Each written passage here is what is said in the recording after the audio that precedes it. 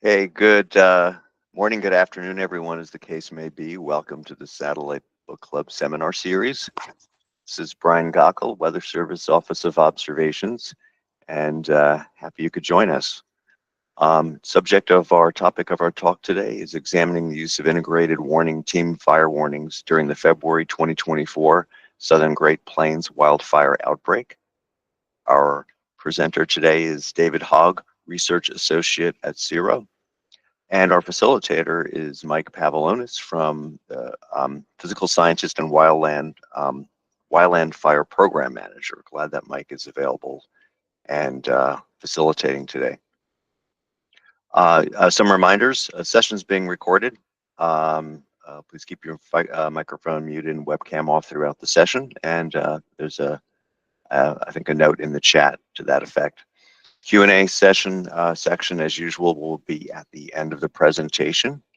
Please stick around for that. We encourage you to post your questions in the chat room, and the team will field your questions from there.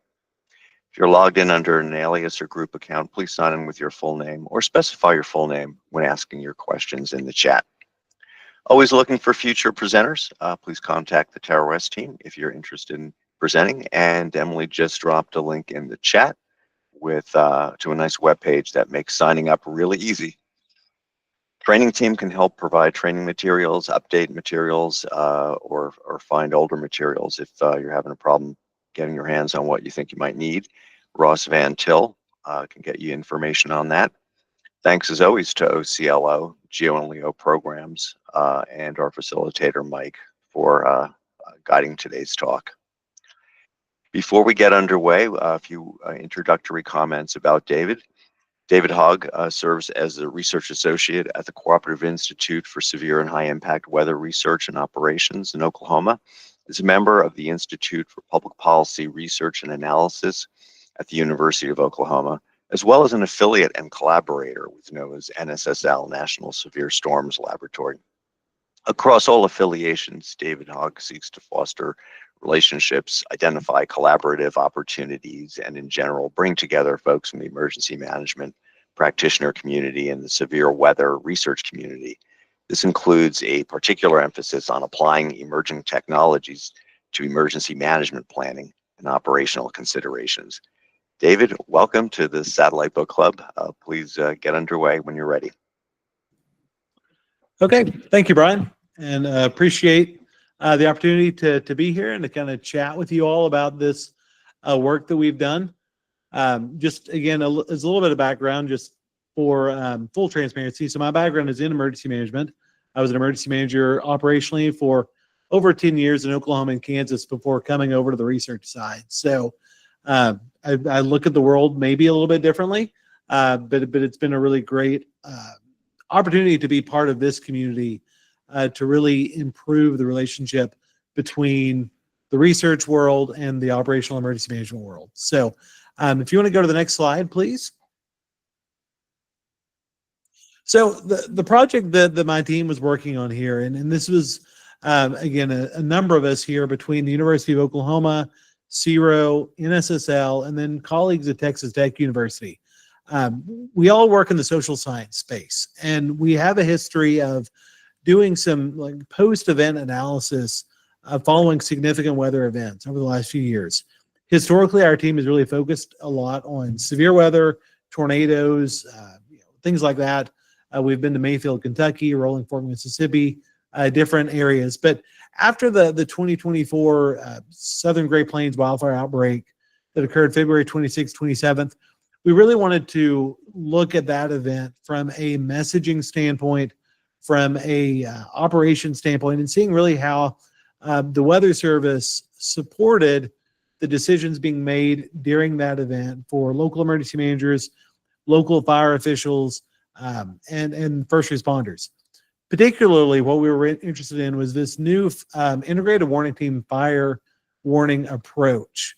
And I'll get into more details of what that looks like and why that was particularly interesting for us in just a minute. But the thing to note is that during a 36-hour period between the afternoon of the 26th through the end of February 27th, we had 21 fire warnings issued during that roughly 36-hour period. And so you can see there the map on the bottom right is sort of the outline of several of the fires that burned across the region. And then the polygons there are the fire warnings that were issued. And so in that period, we burned almost 1.5 million acres, unfortunately, of the Texas Panhandle and Northwest Oklahoma.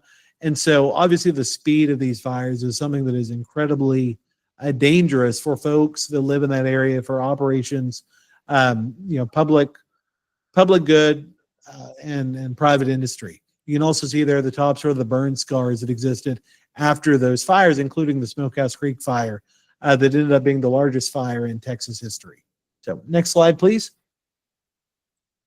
So as I mentioned, our group historically is really focused on severe weather, but we've been more active in the fire weather space since 2023. Because of where we are located here in Norman, in the National Weather Center, we have a very close relationship with our local forecast office here, with the Storm Prediction Center, with really all the entities that work in this space. And through that, the local WFO came to us in 2023 and really wanted us to begin to explore this integrated warning team fire warning approach. That led to an initial sort of background research that we did. That's what the QR code there will take you to a reference report that we have on the NSSL website. Because what we found is really there's not a great deal of really research or understanding of what emergency managers, what local fire officials do with forecast information. Once that goes out, what are they doing with that information? And so that was sort of our first approach, was, hey, let's just build a base knowledge of this work. I also want to give a strong plug for the Southern Great Plains Wildfire Outbreak Working Group. That is a collaborative group between many of the National Weather Service offices that serve Kansas, Oklahoma, Texas, the Oklahoma Forestry Service, Texas A&M Forestry Service, and Kansas Forestry Service. The collaboration in this space is really, I think, unique across the country. And you can see it when we get into these events where we have significant fire potential, much like we're looking at tomorrow, unfortunately. Tomorrow could be a very rough day for our region, but have worked very closely with that group, again, over the last really almost 2 years now. Next slide, please. So fire warnings themselves. Fire warnings are a relatively new product if you've not heard of them. 2006 was the first year that they became actually a product that the Weather Service individual offices can put out, but they are at the request of a local entity or at the request of a jurisdiction with authority. It's not something that a Weather Service office unilaterally can put out. With that being said, then you see historically there from January 2006 to April 2024, the vast majority of these have been released or have been issued in the Southern Plains. The Norman Forecast Office and the Amarillo Forecast Office in particular have really been the leaders in using this product, working with emergency managers, working with fire officials to get this out there. The reason for that is, again, our fires move really fast. We burn a large amount of area in a very short amount of time, such that, the way a fire moves in the Southern Plains is really, in a way, very analogous to a thunderstorm. And so you see then on the right, a couple of the fire warnings that were issued during the 2023 fire season in both Custer County and Logan County in Oklahoma. And again, you see it looks very much like what you would expect with a severe thunderstorm or a tornado warning, where it is a polygon based warning. There is an entire process that goes on to develop these warnings. If you go to the next slide, please, and we'll kind of talk through the process. And so you see kind of the workflow that happens here. First, you have the pre-fire environment, the forecasting stage, where you have this collaboration between forecasters, between foresters, between state and local emergency managers. That then goes into the day of a fire event. And this is where the satellite detection becomes extremely, extremely valuable and extremely useful for this process. So NWS meteorologists are monitoring satellite. They see a hotspot. The initial hotspot can go out as a hotspot notification. Each office does that just a little bit differently. But the initial hotspot typically, keyword there, typically, doesn't initiate the fire warning process itself. It's rather as the hotspot changes, as the forecaster is able to look at things like the temperature of that hotspot, how it is trending, how that hotspot then interacts with the background environment. They can then send what's called a potentially dangerous fire detected hotspot. And that then begins this sort of collaboration process in real time with Oklahoma Forestry Services if it's in Oklahoma, Texas A&M Forestry Service if it's in Texas, Kansas Forestry in Kansas. But that then gets into this space of, hey, we see this. We see it looks very dangerous. It looks problematic on satellite. The local resources then corroborate, yes, this is what we're seeing. This is the fire environment we have. These are the potential properties or values at risk from this fire. That then goes into this decision to say, okay, do we want to issue a fire warning? Do we feel that this fire meets the need for a fire warning? And so, again, because of jurisdictional authority issues, that looks a little bit different between Texas, Oklahoma, and Kansas. But in general, you have sort of a general agreement between the Weather Service, Forestry Service, and a local emergency manager, a local official that says, yes, this fire necessitates a fire warning that then goes out over EAS. It goes out over weather radio. It may be WIAD. There's another step to that process, and we'll talk about that a little bit later. But that's kind of how the IWT fire warning process goes. The reason it's called IWT is because, again, it's trying to lean forward to speed this process along. Historically, pre-2023, fire warnings were strictly at the request of a local jurisdiction. They would call the Weather Service, say, hey, we have a dangerous fire. We would like to, we requested that. What we have seen is that by taking this approach where the meteorologists are reaching out because of what they're seeing on satellite, it speeds the process up orders of magnitude to where this process from beginning to end can be as fast as 10 minutes. Whereas under the old paradigm, it may be hours and hours before a fire warning is requested. Next slide, please. So February 26th, 27th, again, what was so unique about that event? Again, a lot of things coming together with both with both fuel conditions, weather conditions. Because our team looks at the social science piece, we also tend to look at what could maybe be done better. This is one of the examples where we have 3 different forecasting entities all using slightly different, different graphics are somewhat understandable. We also use different scales, which can create confusion. And so this is one of the findings that we have out of this is looking at, well, can we do a better job of communicating fire risk a little bit more consistently? Next slide, please. One of the things that happened with this fire in particular, with the Smokehouse Creek Fire, the really large, the over 1 million acre fire, was where it started and with the way the winds were moving on the 26th into the 27th. The fire actually followed the basin of the Canadian River almost perfectly.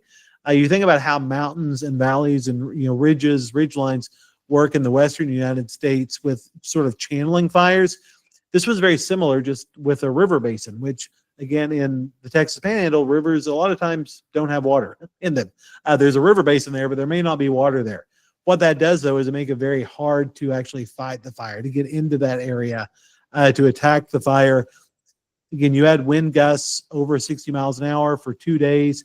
And then the other thing that occurred is late on the 27th or midday on the 27th, you also had a wind shift come in so winds going from the north or from the west, switching around to out of the north, creating this very, very dangerous situation, both for individuals, also for first responders. And so messaging of this, being able to see where the fire was, where that front was, how that was occurring, how that was changing in real time became extremely, extremely important. Next slide, please. So of the fire warnings that were issued, again, we said there were 21 issued over that 2-day period. 16 of those were issued by the Amarillo office, 5 by the Norman office. What's important to note about fire warnings and where it gets a little bit tricky and where people can kind of be confused at times is ideally, and again, this is best case scenario, fire warnings are really intended to be a pre-evacuation notice. It's getting people ready. It's saying we have a dangerous fire on the landscape. There is potential value or property or individual lives at risk. You need to be especially aware of this. You need to be ready to evacuate if you are told to do so, or it may be an individual decision that you make to evacuate. But there is a difference between a fire warning and an actual evacuation order. Evacuation orders completely are at the authority of a local jurisdiction. Now, a fire warning may contain evacuation information, and some of those did have that. But really, again, of the 21, 17 of those, the key message was really be prepared to evacuate.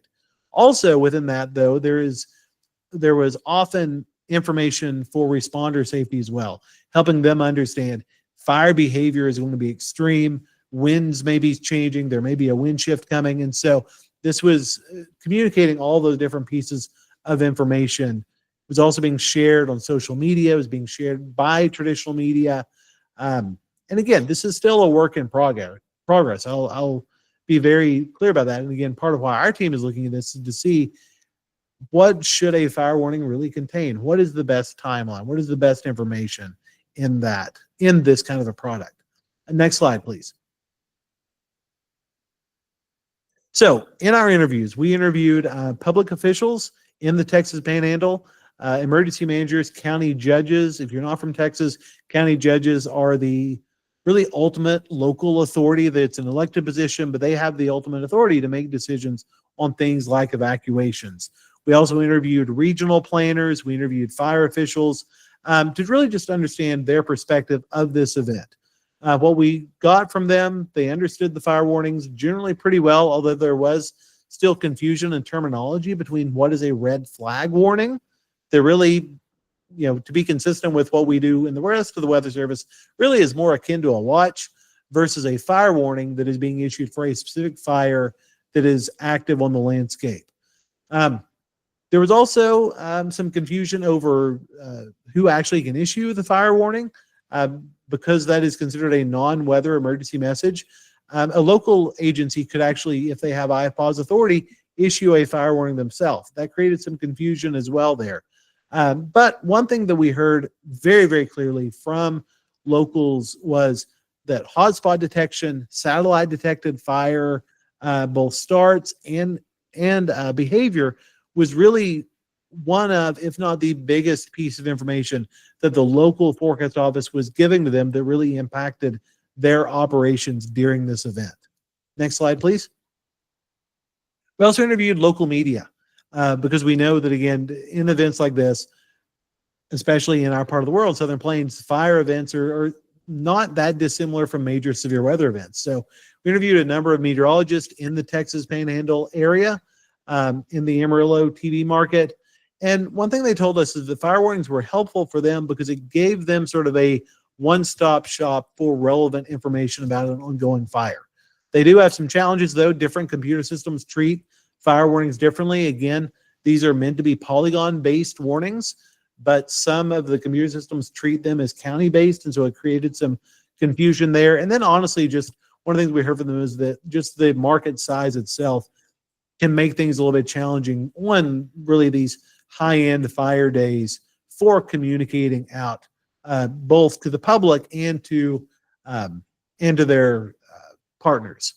Next slide, please. So as we look at this, forward and really understand this paradigm of fire warnings with the understanding that really the Southern Plains are the area that are really kind of leading the charge, if you will, in using satellite technology to communicate out in this way. Our team, again, really looks at it from what works, what doesn't, what can be improved, where do we continue to need to do additional work. So, there is, like I said, confusion of terminology between what is a red flag warning, what is a fire warning. How do we overcome that? The dissemination issues, like I said, fire warning dissemination is challenging because fire warnings are considered a non-weather emergency message. And so the way that gets out to the public is going to look a little bit different depending on the jurisdiction. Questions around jurisdictional authority, again, for requesting a fire warning. Because emergency management, because fire districts, because just county lines, county governance is different in different states. It creates an issue where, if you have a fire that's moving from one jurisdiction into another, who has the authority to request or to approve a fire warning? And so that was something that we saw a couple of times in our interviews where maybe a fire warning popped up in a jurisdiction and that emergency manager or that county judge wasn't aware that that was coming before that showed up. So we know there's some workflow issues that need to be resolved in that area. Again, the protective action information, what needs to be communicated to the public during a fire warning, when that is issued, what is the best thing that we can tell them? And again, differentiating between what is an evacuation order, what is a fire warning, where do those two sort of circles overlap, where are they different? Ideal timing of a fire warning issuance, again, how much lead time should a fire warning have before it is maybe approaching a town, a community, an area at risk? Also, how long should a fire warning stay in effect? One thing we saw from these is that none of the fire warnings that were issued had an expiration time, which again is sort of understandable because we don't know how long the fire is going to last. But at the same time, for communicating a product like that to not have an expiration is really challenging. And then again, what is the expectation of the public? What does the public do? What do they think about this? Are they even aware of this as a different product, as a new kind of product? That's an area that we haven't done research yet, but is an area that we are looking towards as sort of a next step of, okay, we've done this work with officials, with the media, with forecasters. Now we need to go and look at kind of what the public is doing. So next slide, please. So we're going to continue working this space. And again, this slide's a little bit old because I wanted to leave this in from when I was presenting at AMS. But in January, the very end of January, we actually held the first ever Oklahoma statewide fire weather integrated warning team meeting here on campus in Norman. We had over 150 people show up literally from all corners of the state, emergency managers, fire officials, land managers. And part of that IWT meeting was literally walking through how the fire warning process works to help them better understand, here's what we're doing. We also talked at length about the tools that are available for them in terms of satellite detection, in terms of monitoring, in terms of understanding the both fire environment and the background weather environment. We then also were invited and were part of a similar type meeting in the Texas Panhandle in February. And then honestly, again, we still, with this project, we've not completed a full qualitative analysis yet of all the interview data we've collected, but we expect to have that done late spring, early summer of 2025, hoping to then be able to publish something out to the larger community, really digging into this particular event that occurred in 2024, but then also looking forward to additional work in this space. So next slide, please. So with that, there's my contact information. Happy to chat in greater detail about sort of the work that we're doing, how we're approaching this, and yeah, continuing on. Again, hoping that tomorrow is not a day that requires additional work. But again, we're very embedded with what is going on here in the Southern Great Plains. So with that, I'm going to turn it over to Michael and say thank you. Okay. Thank you, David. It was fantastic. And we're really looking forward to the discussion here. So please stay on for the discussion, which will go until 12:45 Eastern. We welcome questions from everyone, but in particular, if you're from the field or regional, National Weather Service, please make sure you're asking your questions. We also encourage everyone to modify your layout within the Google Meet here so that just as it's highlighted on the screen here, so that it's tiled and you select hide tiles without video, it'll give you the best experience. So with that, before we get into the discussion, just a quick reminder about next week's Satellite Book Club. So a week from today, on Thursday, March 20th at 12 p.m., Rebecca Muesley, lead and incident meteorologist from WFO, Portland, Oregon, will discuss the importance of early detection of fire weather in support of and response in rural communities. So very much related to this. That'll be a nice follow-on. Also, please contact the Tower S team. That would be Kashad Bowman and Emily Maddox for questions about the Satellite Book Club or for any questions you have regarding configuration of satellite products. So with that, we're going to transition into the questions session. And I'm gonna lead off with one, and then we'll start to get to the questions in the chat. But if you would like to ask your question verbally, please indicate in the chat, and we'll make that happen. But otherwise, type in your question. So I'm just going to start. So David, of the participants that you interviewed in both Texas and Oklahoma, did they provide any direct feedback about how the role of satellites in this process, and how the National Weather Service was using them? Because this really is analogous to, like, satellite is kind of playing the role of radar plays in severe weather warnings here. So it's much closer to those frontline decisions. Did you get any feedback along those lines? Absolutely. Yeah. So one of the questions we asked, and it was just a very straightforward question, was, of the things that the Weather Service does, in your opinion, what is the most valuable? Overwhelmingly, the thing that we got was hotspot notifications, having that early detection. Because one thing that we have seen numerous cases in both Texas Panhandle and parts of especially Northwest Oklahoma, where you have relatively low populations, very low population density, and very large rangeland areas, is we've seen multiple times where the hotspot notification will beat any kind of 911 call, any kind of call in to dispatch. And so overwhelmingly, that was the thing that we heard back from them. The other thing is that we consistently get questions of, how can I get this? How can I see this myself? How can I access this? And so between some of the different online platforms that are publicly available, in Oklahoma we have the Oklahoma Mesonet that has a wonderful app that folks can download, and that has the infrared satellite channel on that built in. We consistently get that question from first responders of, they're glad that the Weather Service has it. They love that the Weather Service is reaching out to them, but they really want to see it themselves as well. They want to be able to see what is happening, how is it changing. And I'll even admit that there have been a few that I've talked to that with things like the NGFS dashboard, that they've sort of stumbled upon that and are starting to see that as well. And so I think with the emergency management community as a whole, there is frequently this desire for, give me as much situational awareness as you possibly can. And I think this is an area where they are really, really hungry for more info in this space. Okay, yeah, that's a great response.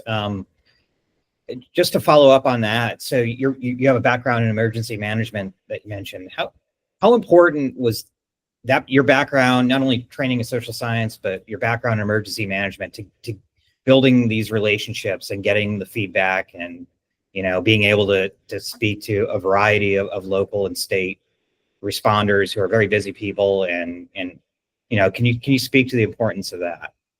Absolutely. No, I count myself incredibly lucky to have this position and to be able to kind of live between two worlds, if you will.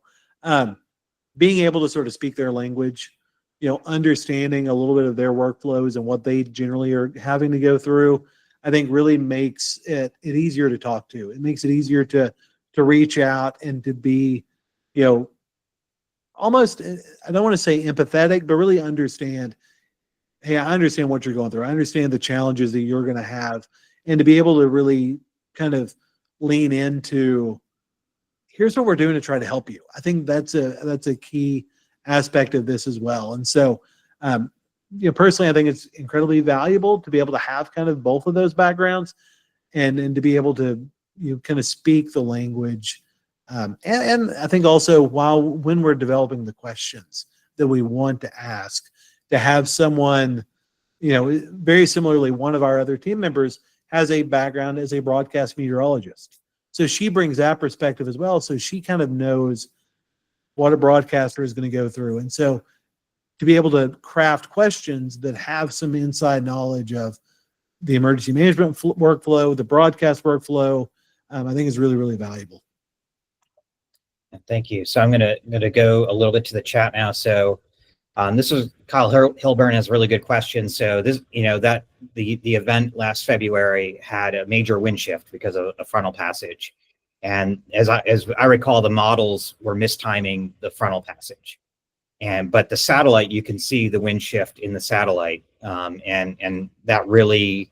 Can you speak to the extent that really had an impact on that day, the ability to time out that frontal passage from satellite when the models were just off on them? Absolutely. No, and I'll, again, just from my own background on that day. So I was actually embedded with a wildland task force in Southwest Oklahoma that day that ended up going to one of the other fires in Northwest Oklahoma. And so between the ability to look at satellite and just see, really timing out, seeing what was changing, seeing how that front was encroaching. And then the other really, I think, key tool here that I haven't mentioned yet in detail was with NWS chat. The ability for the forecasters, both in Amarillo and Norman, to be very active in chat, to be posting images, posting animations, talking through, here's where we see this front now, here's where it's going in the next little bit. That was incredibly valuable. And even to the point of, like I said, where I was embedded with some folks, several of them didn't have chat access. I did, having it on my phone via Slack to be able to have that pulled up and have that real-time communication was incredibly valuable. So you're putting all these new technologies together to create this almost, real-time communication flow. Was, like I said, I think it is not overstating to say, especially for the first responder community, that kind of communication saves lives when there is a major shift coming. Yeah, absolutely. So along the lines of Bill Schoberg's question, so in the work that you and your team are doing, are you thinking about how to measure success of the new integrated warning team approach to fire warnings? Absolutely, and I will answer this somewhat vaguely. Apologies for that, but in terms of how we measure that, right now, what we're really doing is, the way that we are measuring this is to get feedback from the first responders, from the emergency managers, from that community of, how did this, did this help? Did this add to your situational awareness? Did this add to your preparedness level? Did this change how you were attacking, either preparing or attacking that fire? And so to this point, really, that feedback mechanism has been through the responder emergency management community.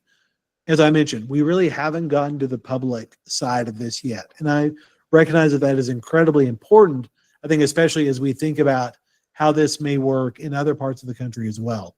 So as we continue down this path, that's an area that we recognize that we need to go. So yeah, that's where I would say we are with that at this point. Okay. Yeah, yeah, and I would add that I know WFO Norman and Oklahoma Forestry Service mentored a LaPenta intern this past summer who put together a value study on the from economic and in protection of life standpoint that I know they're going to be socializing at some point in the future. So that'll be interesting as well. Yeah, so you mentioned at the end of your response there, but just, and this relates to a NOAA fire testbed experiment that happened last summer, to think about how this may scale out to other regions. And so can you, what's your perspective on that and the challenges associated with doing this outside of the Southern Great Plains, that group that's doing it now? Absolutely, that's a tremendous question. And we do work with the fire weather test bed as well. They are a sort of since we have the hazardous weather test bed here in Norman, we've worked with them the last couple of years, have great relationships with that team, with GSL there in Boulder. And so they've been in a number of calls and conversations and collaborations with us. In terms of, socializing this outward, I think there is clearly there are very real challenges, and I think we understand that. I think this is something that, and I'll use an analogy that one of our forestry service folks here in Oklahoma said. He said, every time we've talked to somebody about this, outside of this area. The initial response is, oh, that wouldn't work. We can't do that. That wouldn't work. So you give them a few days of playing with it and seeing, and suddenly it's like, oh, maybe this makes sense. And so I think that's part of the challenge here, is that there has to be sort of an openness, a willingness. Again, this is by nature a highly collaborative process. If a region doesn't collaborate well already, that's going to be a challenge, honestly. But I think that really stressing the idea of we're all working on this together, we all have the same goals, we're trying to come together to do the best job possible to get this information both to the response community and to the public. Leaving egos, leaving those things at the door, I think is really the key in a lot of this space. Yeah. Having observed the fire test bed last year, that was exactly the experience. At the beginning of the week, a lot of skepticism. By the end of the week, oh, okay, I can kind of see how this would fit into my region now. So another challenge, and you mentioned it in your talk, is the confusion that even the media has, not even just the public, between what is a fire weather watch, a red flag warning, and now a fire warning. And then on top of that, you would have evacuation notices separate from the fire warning. Have you collect what's the state, those frontline state, what do they have to say about this? What's their ideal scenario for what is what, and in terminology? I mean, this is a bigger issue than satellite, but I mean, there's a bunch of questions in the chat regarding this, but it's we know even in Southern California recently there was confusion about what meant what. So can you comment on? Absolutely. So, and this was one of the questions we asked during our recent integrated warning team meeting that we had of our 150 participants, and overwhelmingly their response was change it. that it should be a wildfire or a fire weather something watch, and then warnings should be reserved for the actual there's a fire on the ground moving. Now, this is personal opinion, but I think part of that stems from in the Southern Plains we have such a strong culture of tornado watch, tornado warning, severe thunderstorm watch, severe thunderstorm warning. It is so ingrained in both the response community and the general public that I think that terminology really makes sense.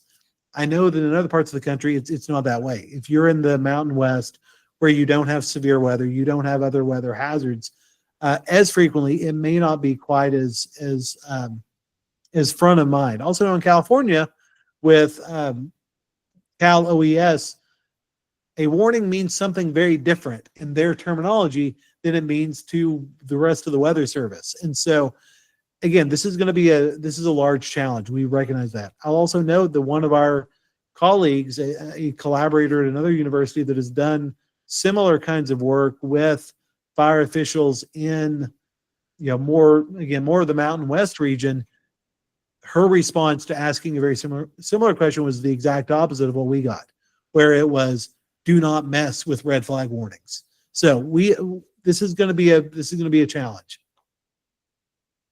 Yeah, no doubt. So given that the fire warning is a non-weather emergency, what is the process for getting this out to people's phones via WIA, or does it go out via EAS? That's another layer here. Have you and what are the people that you've been talking to? What do they think should happen there? How should it be disseminated? Sure. Again, excellent question. And this is where you get into some differences with jurisdictional authority in different states and how that works. But as you mentioned, because it is a non-weather emergency message, when the Weather Service issues a fire warning, the way it is now is that it will go to EAS, it will go to weather radio, all that happens automatically. The WIA requires an additional step. So what that can look like is if a local jurisdiction has IPAWS alerting authority and they have the capability, they can then take that fire warning and push it out themselves via WIA. We saw that in a few places in the Texas Panhandle. We also saw more commonly, I think, in the Panhandle, there was a regional emergency planning authority, a group that works across the entire region. They are an IPAWS alerting authority. And so what they were doing is they were pushing out to WEA on behalf of those local jurisdictions. In Oklahoma, the way that this has worked is because, again, Oklahoma doesn't have the equivalent of a county judge, and so it's actually a little bit more challenging, where we have more layers of authority to work through than Texas does. The solution has been to bring in the state EOC, the State Emergency Management Agency, so that when the National Weather Service and Oklahoma Forestry both say, yes, we're going to push this warning, we're going to push a fire warning out, Oklahoma Department of Emergency Management will automatically act as the IPAWS alerting authority and send that out via WEA as well. And so in every case, there is an additional step that is required. Someone else has to take that and push it out via WEA. Again, what we've heard, the feedback we've gotten from folks is this should be automatic. If I get a tornado warning on my phone as a WEA, why isn't this something that automatically goes out as well? And so, again, overwhelmingly, that has been the response we've gotten from our local official responders around this topic. Okay, thank you.